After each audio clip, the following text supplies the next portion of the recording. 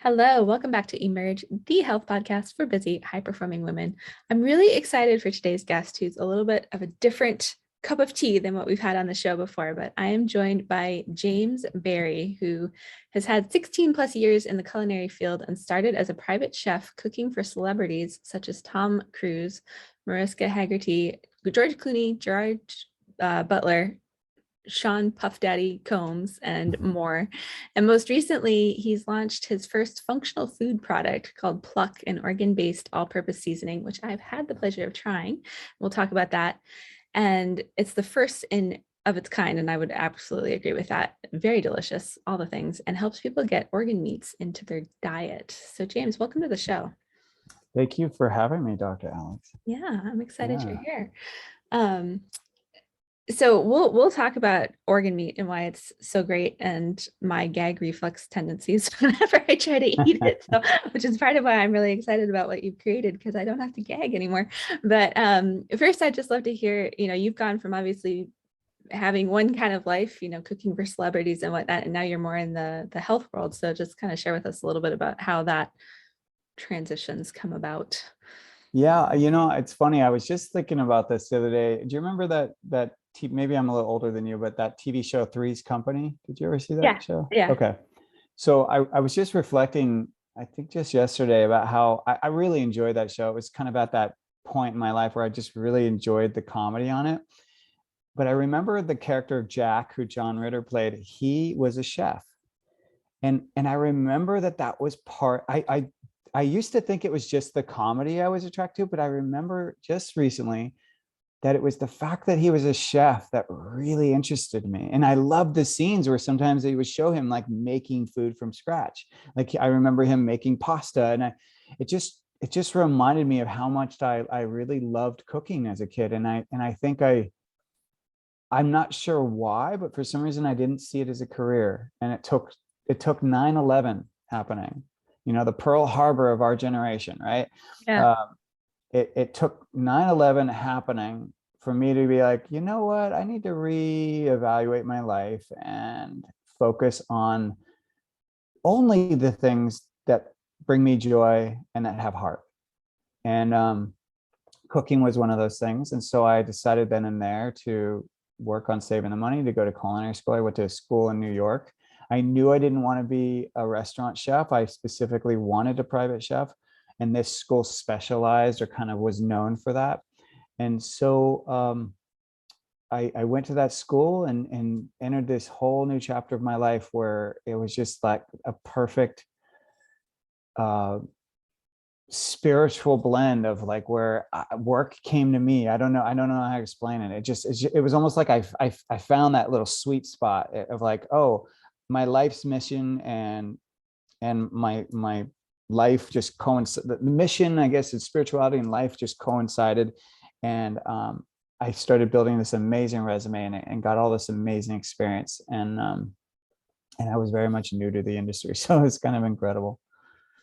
Awesome. What you just reminded me of, and I bring this book up at least, once every other episode, but there's a book called The Big Leap by Gay Hendricks. I don't know if you've ever read it, but he talks about our zone of genius. And it sounds like you were able to tap into that because that's the place where we just thrive and time stands still and we're just like loving life and enjoying it and all that. So it sounds like you really hit the nail on the head with what that is for you.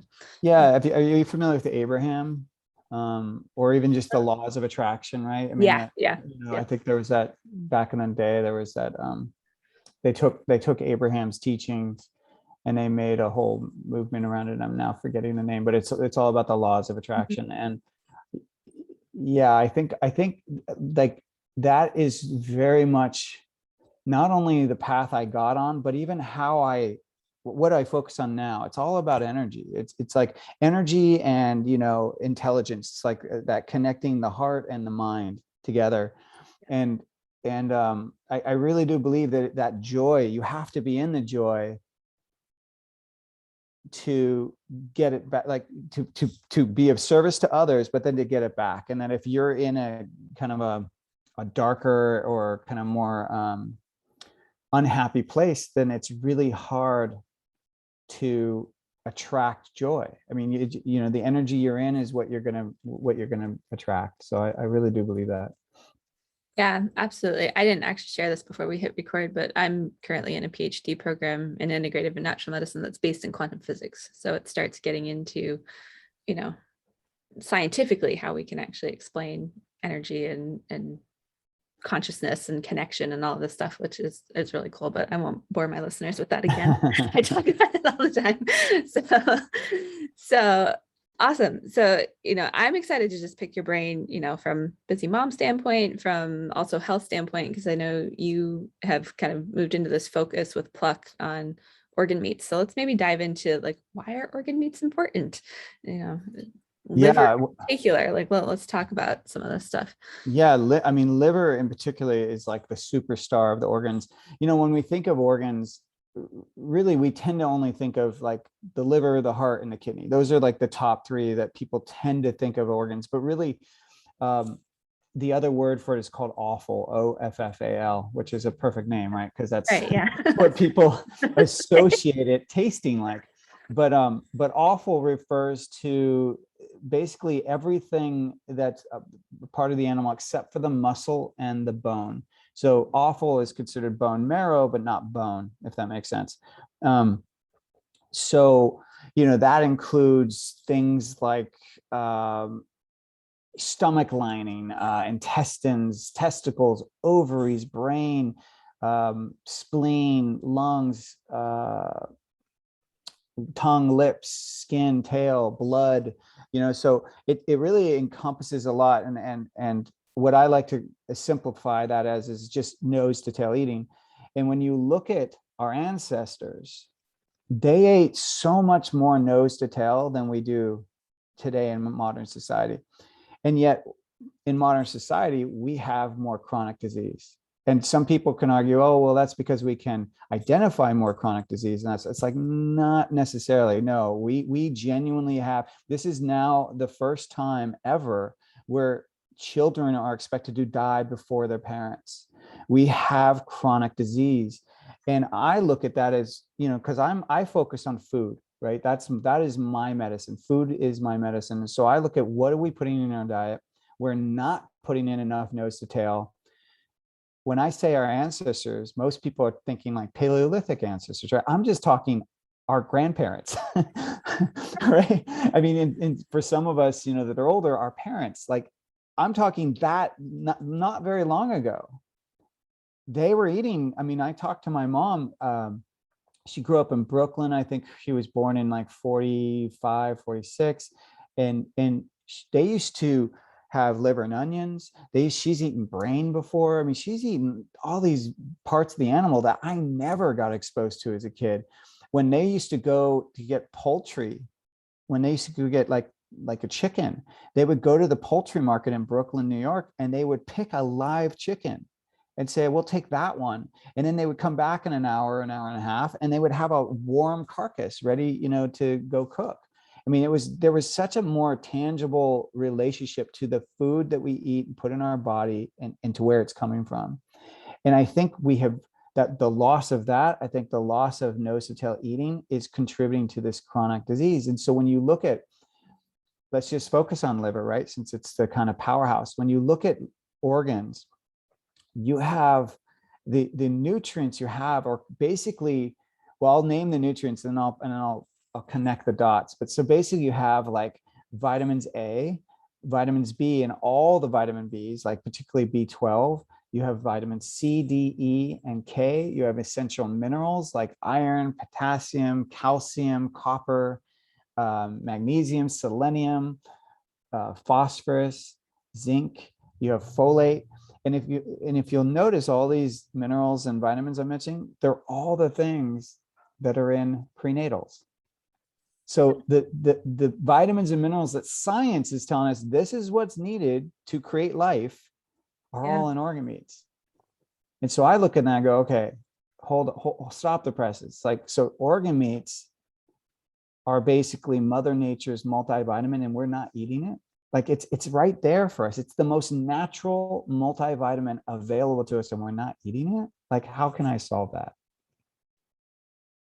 Yeah. which is awesome. I'm just kind of like letting that impact me for a minute because, you know, I haven't spent a ton of time like researching why organ meats are good. So I'm so glad you're on to like fill in those holes because I know they are. And then I get people like my husband who are like, ew, why would you eat in liver? Like that's where all the stuff gets detoxified. But like there's so much power in there due to that, I think. Um, Well, and you just brought up a really good myth, and I'd love to address that if we do can. it, So, please. so the myth is that the organ is where toxins are stored, right? Because they're a filtration system, right? So we think like that, but the reality is that actually not. So the organs are really the place where the toxins are being broken down into more water soluble conditions so that they can actually leave the body. And that's really important. So when an animal is healthy, um, basically your body the organ has all these vitamins and minerals that are designed to break down those toxins, and then they're removing them into the pee, the poop, the sweat. And if anything, where they do get stored is in the fat, which is Right. key, which is why when people detox, Mhm. it's always recommended you detox slowly, because if you have built up toxins in your fat, as you lose weight, you're going to feel sick, Yeah. right? So it all makes sense. But that also brings us to, okay, so if organs are working properly, they're not storing any toxins. Okay, that's key. But then the second piece you got to immediately go to is then, okay, then that means I need to be getting organs when I purchase my animal. I need to get them from animals that are healthy, Yeah. which is really key. Because if they're not healthy, then your husband's right. Okay, then they're probably not working properly. And then you're getting, that's like for humans, we get fatty liver, like we get fat buildup on our organs when they're not working properly. We have other issues that come up. And so, like I'll even jump to something maybe some people don't know is like the poultry industry. The chickens, when they're being incubated, well, they're incubated and they're grown in these places. It's a 7-week process after they've been incubated, and it's so fast, and they feed them and pump them with so much food that their hearts and organs are still 7 weeks old, but the rest of their body looks like it's 20. You know what I mean? Like they're Right. basically like equivalent to like a 3,000-pound baby. And so what happens is that most of those chickens, when they do die from that process, it's because they have a heart attack. So yeah, those are probably organs you don't want to be eating. You know what I mean? They're probably not going to be good. But that's why we focus on, grass-fed, grass-finished cows, or even sheep or lamb. And you want them being treated well. You want them eating proper foods. So important. Yeah, absolutely. You bring up, I haven't, well, I've talked at sometimes about food quality on here, but so many of us are, it's like, well, what's the difference in the grocery store? And my husband drives me crazy with this because I'm like light years beyond where he was when we got married 4 years ago. Um, but just for those listeners, like there's certain things that really matter. And like our Yeah. quality of meat is one of those things. And I think more and more people are going to a plant-based diet, which I've kind of been experimenting with in this new year. But at the same time, there are really valuable nutrients and things that we get from meat, including, the organ stuff that you're. And what's really important is that the vitamins and minerals you're getting from the organs are highly absorbable, which is really, really important, because that's not true. A lot of plants are designed. This Dave Asprey actually recently broke it down like this. And I think it's really brilliant how he said it. So basically, like an animal, you've heard of fight or flight, right? So Right. we experience this as humans. Like if we are in danger, we can run away. Mhm. And our bodies are designed to do that. Same with an animal. An animal, when they're in danger, they can either fight back, they can bite you with their teeth, they can, hit you with their antlers or whatever. They have the means to fight you. Plants don't. Plants have roots. Plants are stuck in the ground. So what they do is they have chemicals to ward off people, or like animals, from eating them. And these chemicals will hurt you. They'll make it so you can't absorb their nutrients. They'll make you sick. There's lots of things these plants do. So if you look at the plant world, there's a lot of plants. They're actually not the best for us because you can't actually absorb the nutrients from them. Whereas animal meat, if that animal's raised properly in the right conditions and whatnot, you can absorb everything because there is no chemical in there that's warding you off, because the animal's designed differently than that. It can leave itself, or it can fend you off itself if it needed to. So the meat, the product that comes from the animal is, in a sense, not harmful to you from a certain perspective. And then the people that are kind of concerned about, well, it just feels ethically better to only eat to only have vegetables because there's not as much death associated or something like that. And sadly, if you talk to a farmer who's working those monocrops, and I've talked to many of them, they will tell you there is a lot of death. You cannot escape the death. The animals that are hiding in the fields get mowed down when they start pulling those crops with the machines. It's horror. It's like literally a horror show. And you should see the faces of these farmers when I talk to them. It looks like they just saw, it looks as though they're talking about the death of a loved one. It's horrible. And none of them speak highly about it. They say it's the hardest part of the job. So anyone that's kind of delving into that kind of diet for that reason, I would say you might want to find a different reason, because there's death in everything that provides for us there's going to be death associated. So it's really pick your poison, like pick which one matters to you.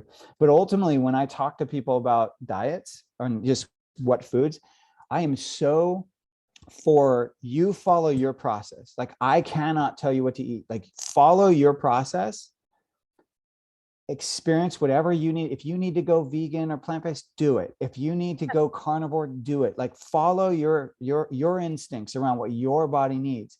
But all I ask is this one thing: whatever you do, all I ask is that you listen to your body for the outcome. Because your mind will play tricks. Your mind will kind of like process the ethics and the kind of like the marketing, stuff that comes up, and it will kind of play tricks on you of what's real or not. But your body does not. Your body does not joke around. Like, if something you're eating does not work, you will know, because it will show up as a chronic illness. It will show up as like skin issues. Your hair will fall out. You'll get these dark circles under your eyes if you're not getting good sleep, or if you have like food that you're allergic to. You'll have like, irritable bowel syndrome. You'll have something that comes up. And all I ask is that constantly just be reevaluating, like checking in on your body, because it tells you the truth. And then just pivot Yeah. to something different. Yeah. And you bring up such a valuable point that I think is really hard for us in such a high-paced, fast-paced society, because we're talking largely to, women who have jobs and families and volunteer stuff and all the things. And it's like we're so disconnected from ourselves. And so, the first step is really like you have to tune in long enough to say, does this agree with me or not? Like my own journey, I did an episode a couple weeks ago on like, should you eat meat or not? Just because it's something I get asked a lot, and people are like, well, do I need to go plant-based? And my own journey, like, I'm just eating less meat. It's like not part of, every single day, but I'm still eating meat. But I think because of our food quality, we have hit a point where, especially when we're talking like good fat, bad fat, if you're eating conventional meat all the time, you're skewing your ratios of good fats and bad fats and leading yourself more towards, having heart disease and all this stuff. However, that doesn't make meat bad. It just means that you need to get the sourcing has to be there. So. Yeah. And the pressure, I mean, you mentioned like, for people that are busy, it's just the pressure is immense. And my heart goes out to all of us. I mean, I'm no different from that pressure. It's like, gosh, it's like you're restricted by your options financially. You're restricted by the options in your environment. You're restricted by your know-how, like how much knowledge you have on it, and then time, right? Yeah. All four of those are key. So it's really, when I look at all that stuff, it's about, okay, well, what's the best choice I can make today? Not the right choice. What's the best choice? Because right or wrong is all subjective. It's like, well, like I know plenty of people that go vegan for 3 months. They feel great. Like, there's nothing wrong with that.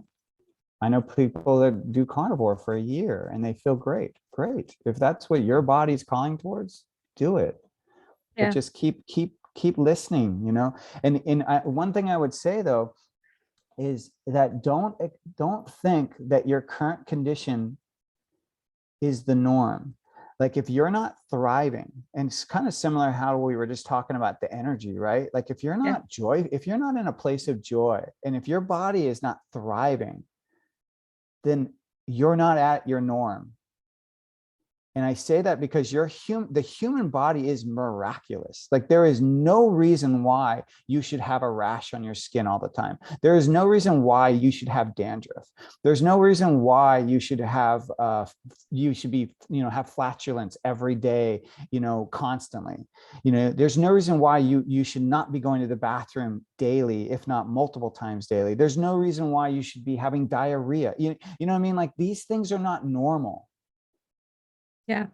Right? So anything that's not you thriving is not normal. And so don't settle for it. We can do better. And all it takes is you just getting a little more insular, you know, sinking in, and that kind of like checking with your body, trying different things, you know. Like for example, I eat primarily, like I would say, I guess paleo. I mostly eat like some vegetables and meat. And I just the other day I had some of those Mary's Gone crackers, right? And Yeah. those are a grain-based cracker, but it's like it's not like, I can't even remember what grain. I think it's flax, it's seed or something. Maybe there Yeah. aren't grains, maybe it's just seeds. But I don't normally have those. And I totally noticed my body, like I was more flatulent than I normally am. It's like, okay, well, I enjoyed them, but that's a sign that maybe I shouldn't be eating these all the time. My body doesn't like it, you know. And so it's a constant, like, you know, check in, you know. I just take, I mean, it doesn't take long to tune in and just say, like, did that agree with me? Did that not? Like, you know. And sometimes this is where it gets really fascinating, is sometimes, you know, before you've even eaten it, like Mm, your body, you know, because we were talking a second ago, right, about the kind of metaphysics, right? It's like yeah. technically even the thought of eating it can tell you whether it's going to work for your body or not. Yeah. It's fascinating. I mean, I know we're diving into more esoteric, you know, waters, but I've literally gone to grab something like ice cream, and then my stomach starts like turning, Yeah. like right away. And it's like, oh, it wasn't turning before I grabbed that ice cream. And that's probably a sign that this is not something I need, you know? So Yeah. when I'm talking about listening, I'm like, listen even before you grab the food. It's fascinating. It really is. Well, and even as, I mean, I'm gonna get really esoteric on people here, but my clients all know this about me. I like self muscle test any supplements I Yeah. take.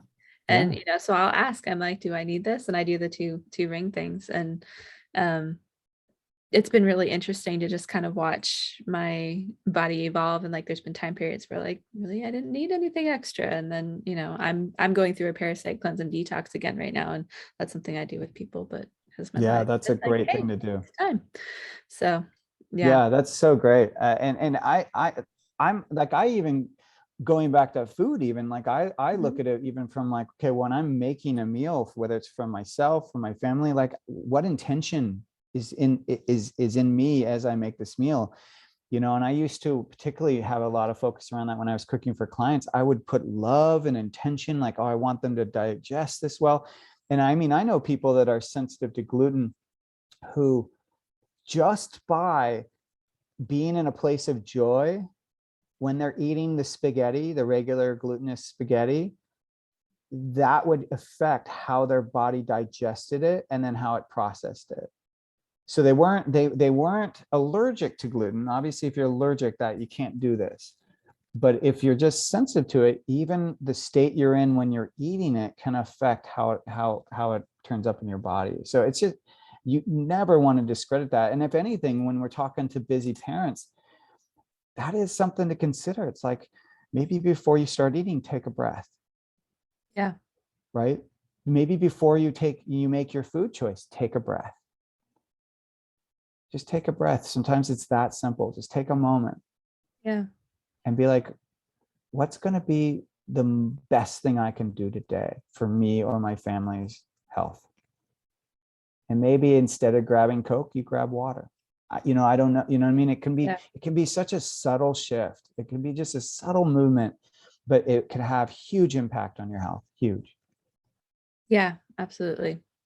And I love that idea of intention because I feel like I know, like my kitchen table is currently blocked by the screen behind me because it's covered in stuff because we haven't eaten at it in, who knows how long. And just, I had another conversation around like how much we've lost in kind of losing this sitting at the table.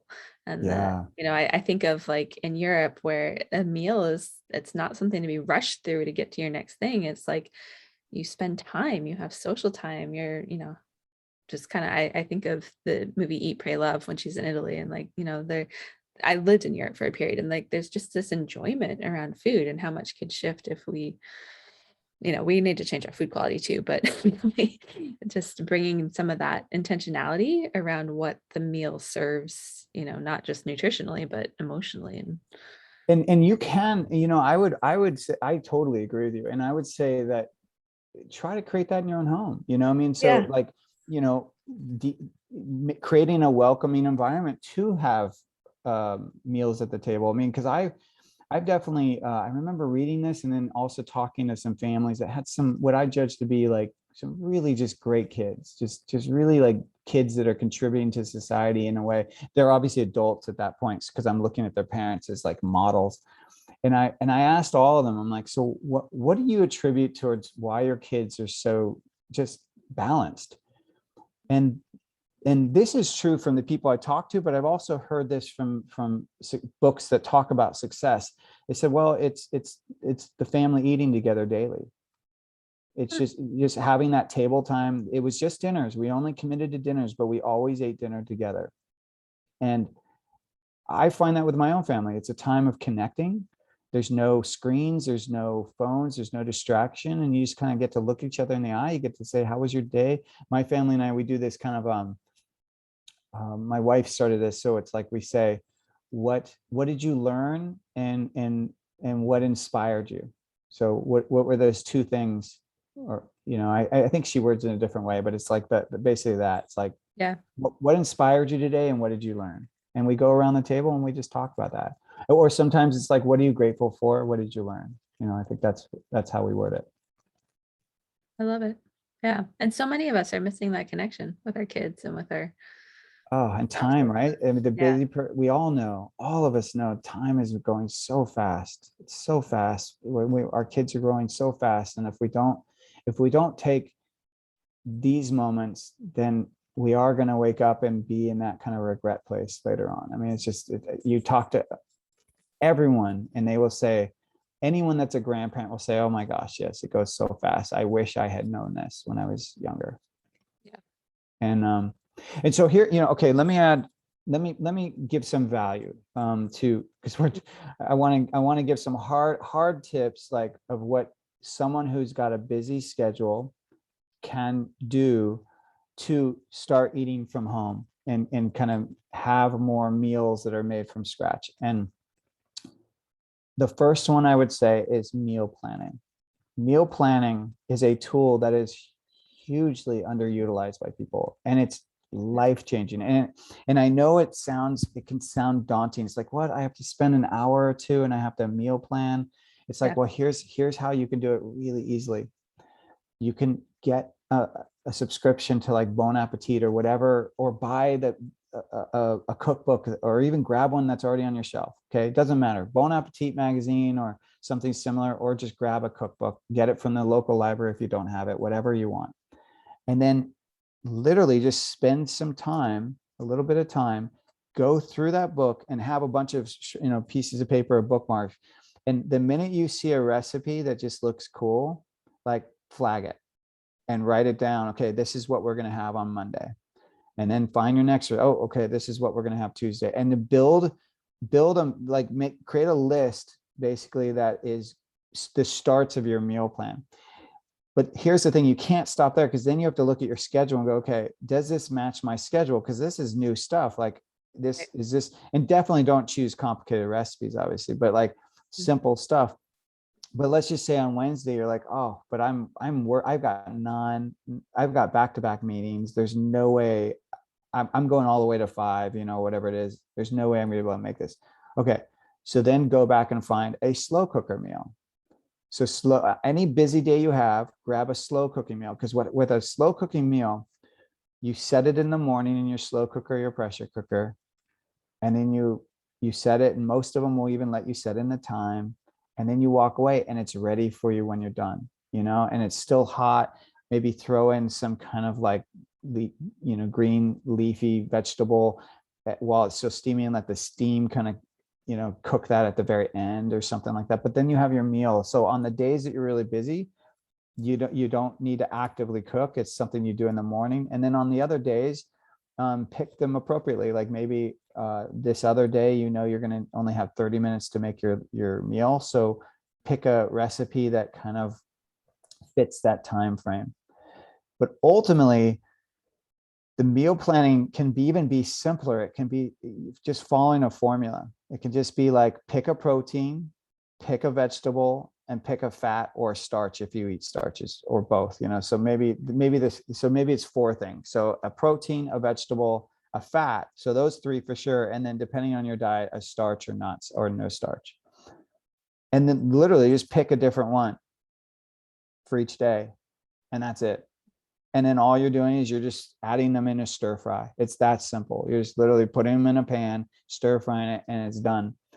But the power of the meal plan is not only just having what you're eating in the weekday and having it fit to your schedule, but it also protects you when you go grocery shopping. You're not making any emotional purchases. You're just following the list. This is what I need, and you just go off your list. So now you're even saving money because you're not choosing that thing that's on sale that you actually don't need. You're just buying because it was cheaper that day.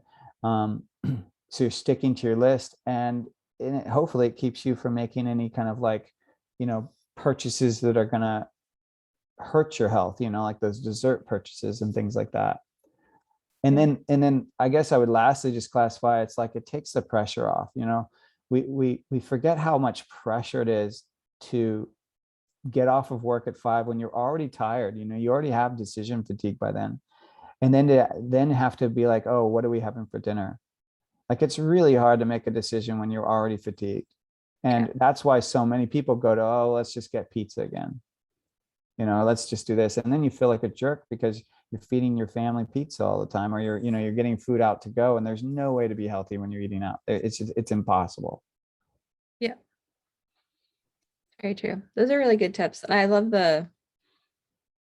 I talk about I created something that I call slim goals, which are things that are sustainable and life-giving and intentional and mindful. And so you're kind of talking about meal planning almost in that context of, paying attention to your schedule and being realistic about what you can take on, and then finding things that are going to work in your life, like to actually create that. So We talk a lot, like this is a newer concept, but in the past, it was talked a lot about when you have a business plan, and we used to always talk about business plans, and it was all about like go, go, go, go. And it was all about like multitask, multitask, multitask. Well, about 10 years ago, we realized actually that's BS. Like, multitasking does not work.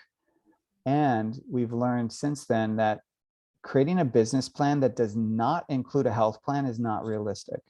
Because if it's the age old, advice, when you're on an airplane, you got to put your oxygen mask on first before you support anyone else, right?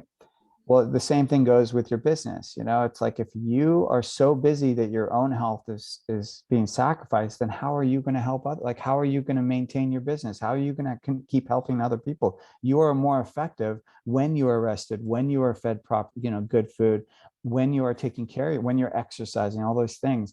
So your business plan needs to include your health plan. It's just that's Jeff Bezos. All the most successful people, that is what they are doing. yeah. Every one of them. Jeff Bezos talks about it all the time. Yep.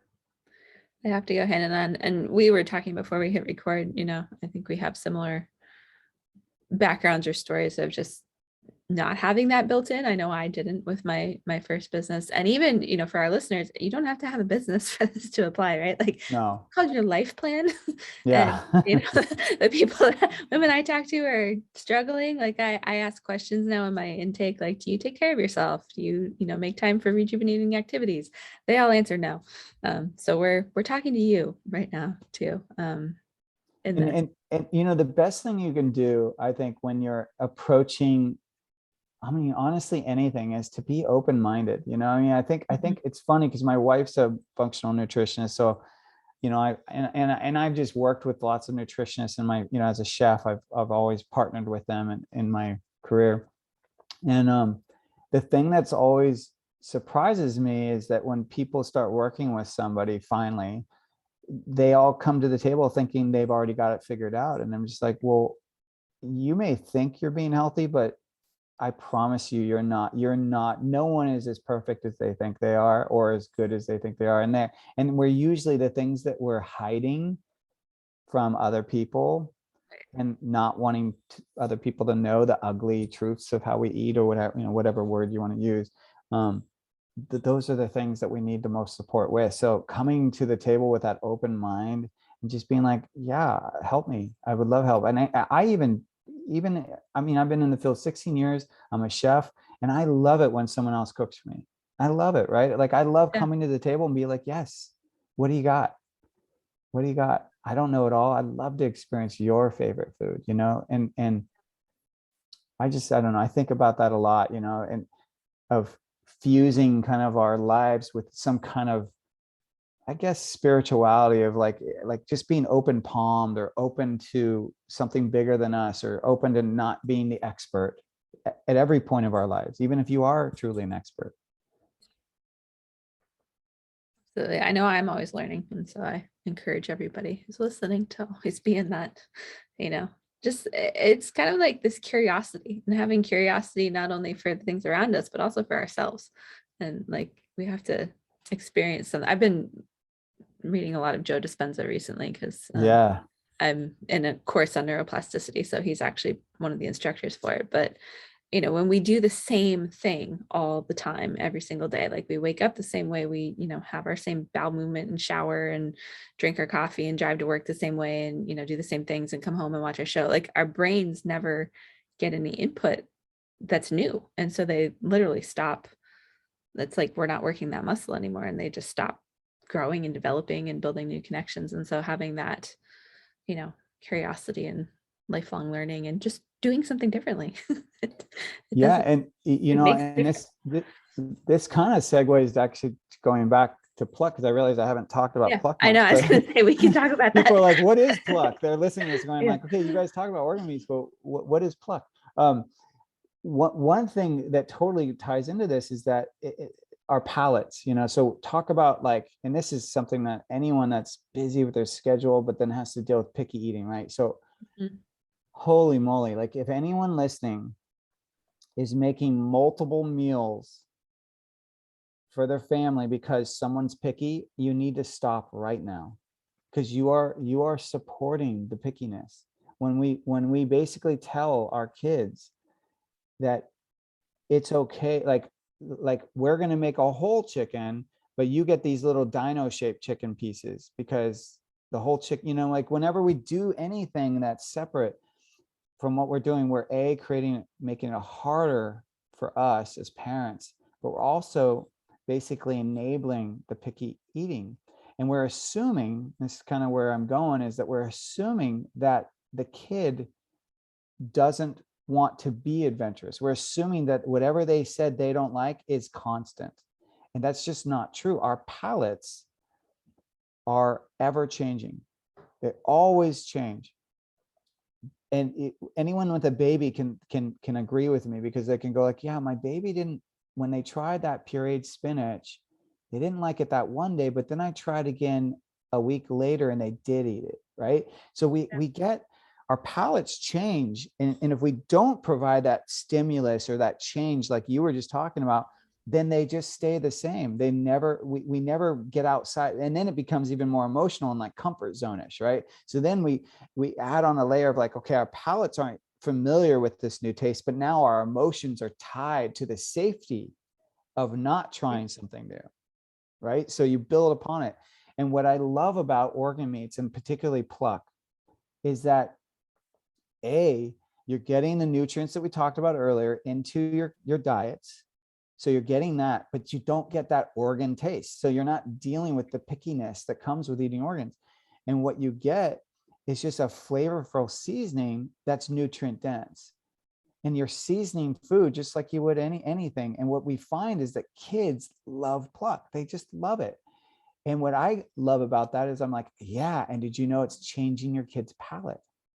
Because the umami in the Pluck starts to inspire other flavors. So they start eating Pluck. They don't know it's organ meat. You don't have to tell them it's organ meat. Just tell them it's a tasty thing, and put it on things like popcorn, put it on all their favorite foods, and they'll just love it. They'll just be like, oh, I want more. I want more.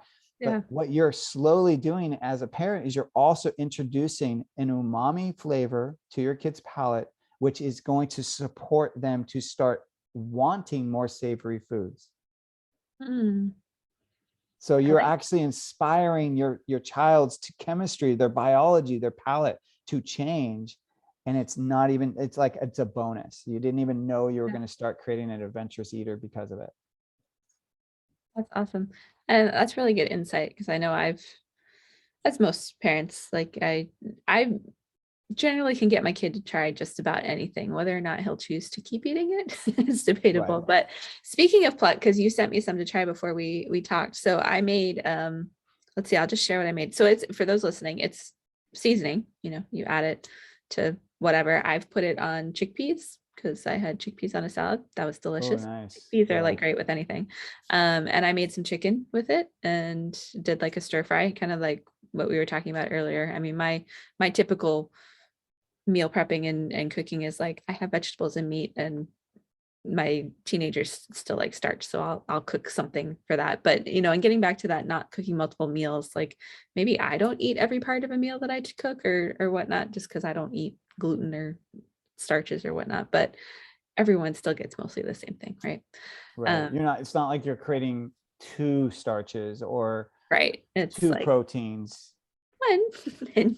and on that note too, one thing we do in my household that I find really helps, because it's really like, what is the thing that the family is really varied on? It's usually the vegetable, right? Yeah. It's really the vegetable that becomes like the kid won't eat this or that, right? So the thing that I recommend is so we have something that we know is like makes us happy as parents, and we know the kids will eat, and it's called cultured vegetables. So it's kind of like pickles. It's something you buy in the store, and it looks, or you can make it as well, but I'm just saying it has a kind of sourness that pickles might have, but it's cabbage usually, or beet based. I mean, it's vegetable based. And so it's something you can have in your refrigerator all the time. It doesn't go bad. So we always have it on hand. So no matter what we make that day, because like one of my daughters she'll eat raw spinach, but she doesn't like cooked spinach. So if we make something like cooked spinach, we always just put out cultured vegetables and say, you guys pick which one you want. You just have to have one. I don't care which one so we provide options that meet our requirements, but also give the child choice. Right. And that's really, I guess I wanted to clarify that, because I didn't want parents to think I'm telling you to create an even harder situation for yourself where you're having to sit at the table and watch your kid forced down, put all this pressure on them to eat something they don't want to eat. What I'm saying is give them the options, but make sure they're options that meet your criteria, not the kid's criteria, if that makes sense. Yeah, no, that's really good. I like that. Good insight. Cool. So back to Pluck, because we keep getting I off know, of right? this. I know. So, and I'm one of those people, like, man, because I know organ meats are great. So I have tried to make liver so many different ways. I've made liver and onions, and like I put it in, and there's like the texture, and I automatically gag. It's no matter what I've tried. So I'm so excited about what you have, because so share with us a little bit about it's a seasoning, and I'm assuming, just based on your knowledge and all of that we're maintaining a lot of the benefits of organ meats, and they're coming from quality sources in the seasoning itself, right? Yes, so Yeah. we've curated, we've sourced it for you. So we get it's 5 organs. It's liver, heart, spleen, pancreas, and kidney. And we're sourcing them from New Zealand right now. That's where actually most of the organ supplements come from. So they Okay. come from New Zealand because New Zealand is an island, and it's also an economy that is focused on cattle. So that's one of Yeah. their biggest economies there. And they really maintain very clean standards, grass-fed, grass-finished, and because of their climate and the island nature, they can really control their environment. And so extremely high quality sources of organs come from New Zealand. Like I said, pretty much I would venture that 90% of the supplements that are out there that have organs in them are coming from New Zealand. It's kind of that prevalent.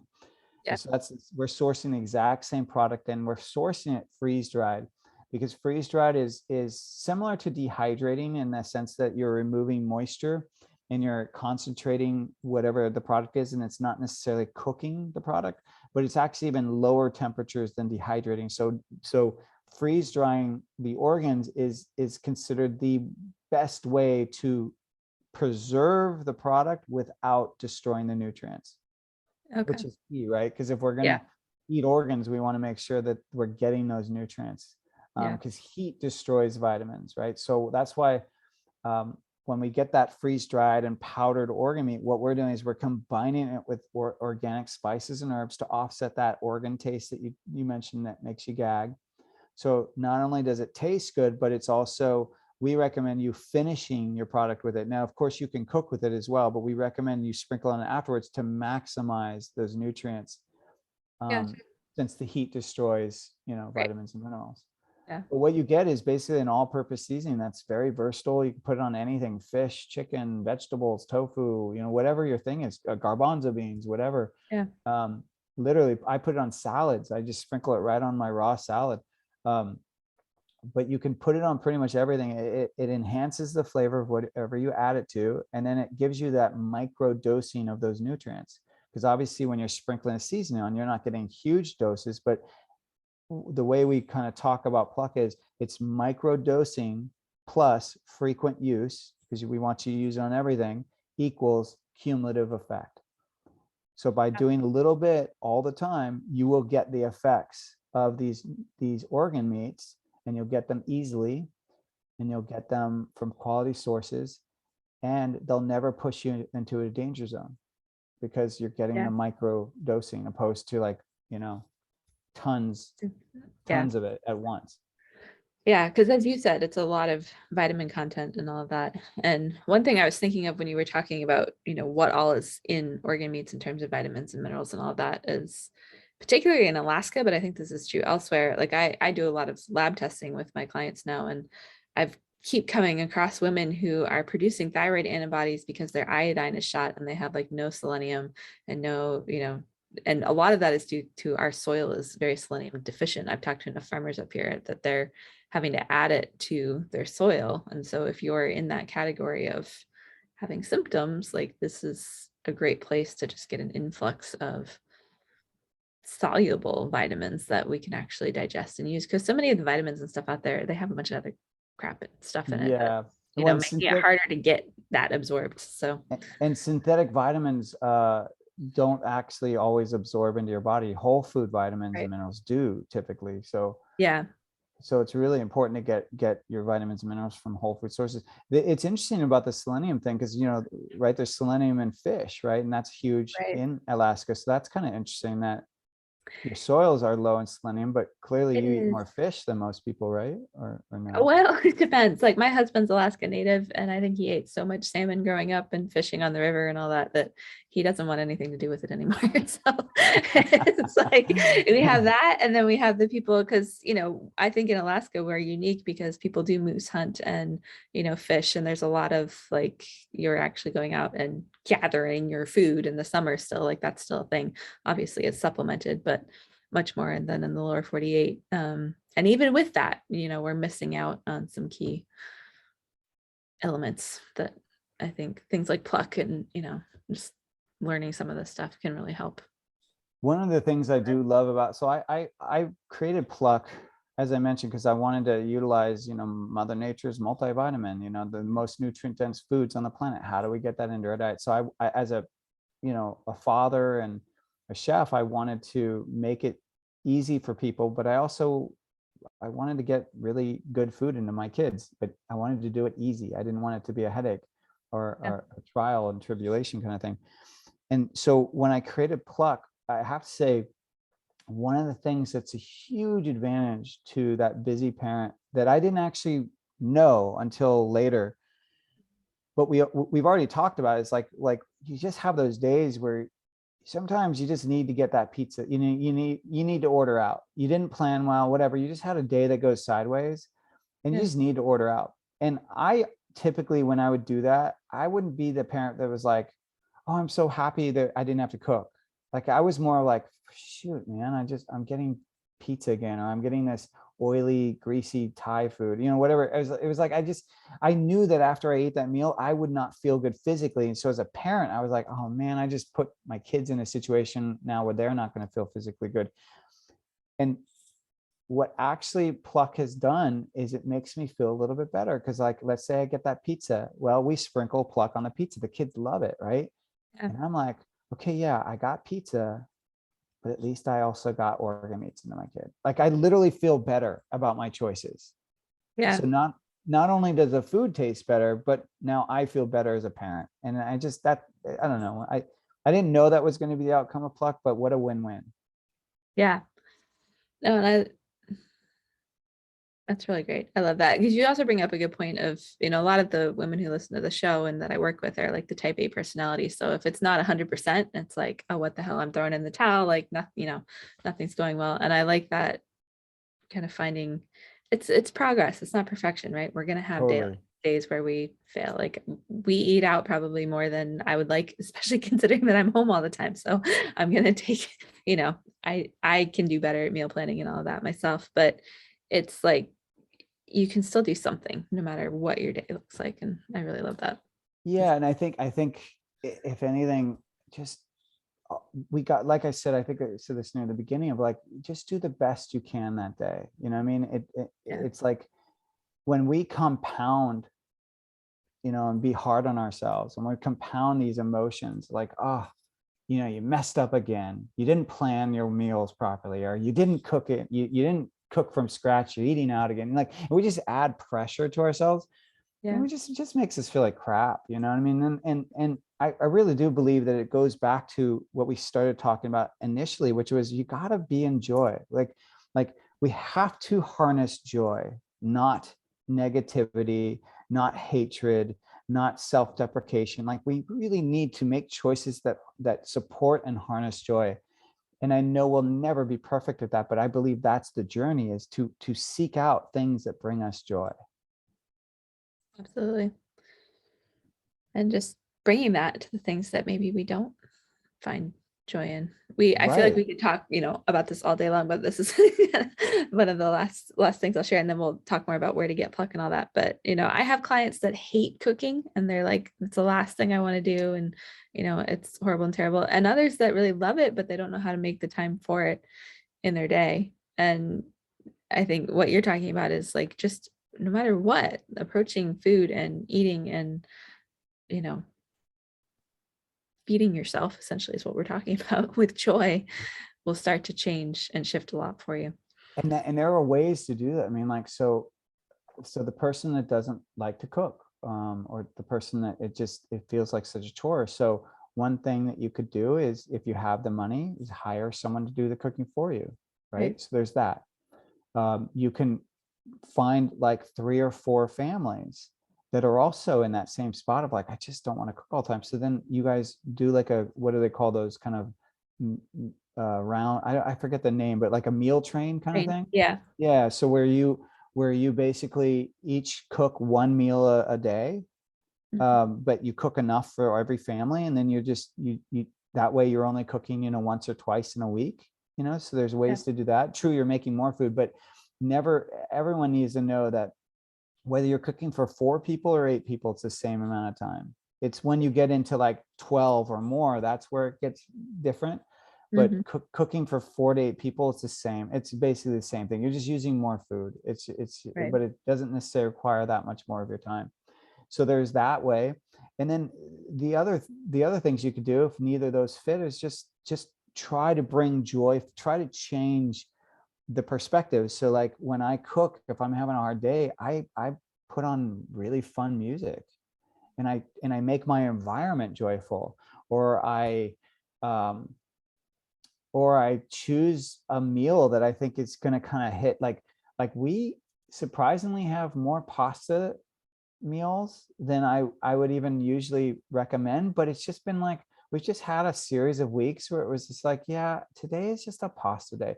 Now we're gluten free, and we're not doing any grains right now, so we have like like we have those bean pastas, but it's still pasta meal. It doesn't matter. Right. Yeah. And we're sometimes doing those twice a week, but it's just like it's comfort food for my kids and my wife. They love it. I'm not Yeah. really that as into it, but I love, it's easy, and it's just like, so pick meals that fit what's going to not only nourish you, but kind of just like hit that sweet spot of like your emotional need in that moment. But just try to do them in the best way possible. Like that's what I was kind of saying, like, well, if you have to have pizza, then at least sprinkle Pluck on there, because you'll just feel a little bit better. Or maybe if it's I don't know. I'm trying to think, like anything that's kind of comforting, but maybe just choose a healthier version of it. Like for us, we're choosing the bean pastas, and maybe for you, it might be choosing a grain-free pasta. Just something that's going to make it a little bit better, Yeah. but still do the comfort part. Yeah. Absolutely. I love the whole concept of bringing the joy back into cooking and eating and all, food and all of that. Because so many of us were restricted, or it's a chore, or it's, there's so many negative things running about our food and nutrition these days, and it's so hard and all this stuff. So I like And you that don't, idea. and you don't have to be religious to when you sit down, you have your meal in front of you, your family's there, hopefully, or if Yeah. it's just you don't have to be religious to take a breath and even like bless the food. Like, Yeah. you know what I mean? Like, it doesn't have to be a God thing. It can be simply like, may this food nourish my body. May this food digest, well, may I feel joy as I eat this food. Even as I say the word joy, my face is starting to Yeah. smile. You know what I mean? Like, choose words that feel light, and literally you could just say 3 things, and then eat your meal. But Yeah. I think it can be that simple initially. Like, I really don't want people to feel like they're hearing these tips and they're like, oh, this is just another thing to add. It's like, no, honestly, the the kind of like, if I were to boil down 3 things to me that are life changing for our health, I would say drink more water. I Mhm. would say get better sleep. And then I would say focus on your breathing more, like taking these little moments of breathing, making sure you're breathing and just kind of relaxing your body. Like, those 3 things are so basic. So like, if you want to improve sleep, maybe don't watch a screen right before you're going to bed. Maybe get in bed a little earlier, and just kind of like prepare yourself for sleep, kind of co-create like an environment where you're going to get better sleep and earlier sleep. And it's always better to go to bed earlier than later, because you get worse sleep as you go later. Drinking more water, that's easy. Just, instead of grabbing that juice or that soda, grab some water instead. Or for every juice or soda you have to do two glasses of water. Just kind of set that up so it's successful, and then take that, and then you can simply change your breathing by taking a breath right before you eat your meal. Yeah. Absolutely. Boom. Three really easy steps that will lead to the other things. Yes, they will. It's oddly enough, that's where I start with people when they start working with me and we do some nutritional stuff. So breathing, water. And the sleep comes later, but yeah. Yeah. All right. Well, I feel like we could talk for probably like 10 years about all this stuff, but where can people go to get Pluck? I know you have a website, and where can they connect with you? And I'll put everything in the show notes as well. So website is called Eat Pluck, Pluck, eatpluck.com. Make sure to join our newsletter list on that site, because we constantly are doing challenges or ways to get free Pluck or reduced price, and we just are constantly having fun. So trying to bring the joy. So Yeah. make sure you join that. And then you can find us on social media, Instagram and Facebook, at Eat Pluck. And then my personal one is at Chef James Barry, and that's Barry with an A, Barry. Well, Chef James, thank you so much for for joining us. And I really enjoyed this conversation. I think it's going to be really valuable. So I appreciate you and taking the time.